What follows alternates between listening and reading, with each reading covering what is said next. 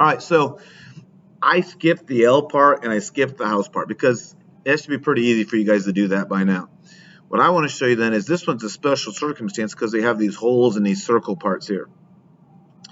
So I'm going to take us into this a different way. I'm going to go New and simply click on Standard IDW right down here. Create.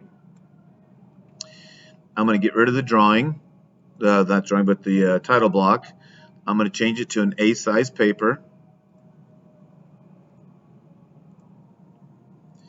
This is in case we wanted to print it in class, it would be easy to do it. I'm going to go up here to Base, and it automatically defaults to the last one I was on. All right, so the last one I was on was the circle part, so it's defaulting to here. Now we have a problem here. Well, not really a problem. This is a good situation. I don't like this as my front view. This isn't very stable. This gives me better contour of what it looks like.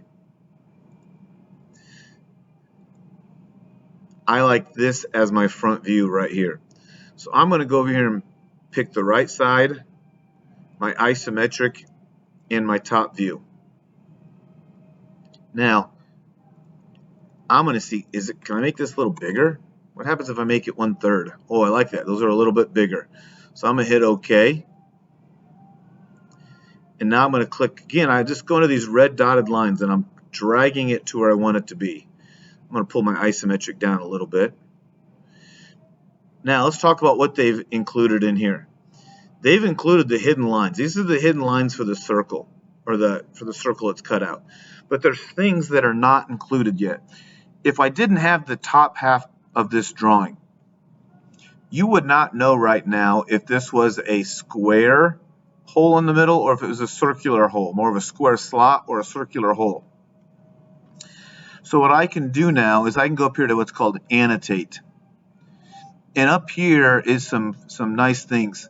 So this one right here, oh, not here, sorry, I want this one. I think it's this one. My center line. All right, so whenever I have a hole, I've got to put a center line. So right here, I've got a hole, and I want to put a center line in the middle of this. So I'm going to click the left side. No, that's not what I wanted there. Let's hit escape here. Let's try this again. I guess maybe this is what I want. Let's try this center bisector. It's been a year since I've done this, so give me a second chance here.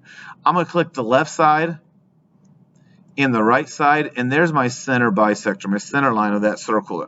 So now if I didn't have the top view, if I just had this view, as a good engineer, I would look at this and say, oh, there's a center line. That must be a circle. I've got to come over here and do the same thing on this one. I've got to put a center line in that one to tell me that that's the same thing. That's the same hole right there. The last thing I've got to add then is I'm going to come up here, and what I clicked on is the center mark, and that tells me that this is the center of that hole up there. All right. Well, hey, at this point, we're done with this then. So we've learned here a few more things about the center line and the center point. Hope that was beneficial. I'll catch you on the flip side.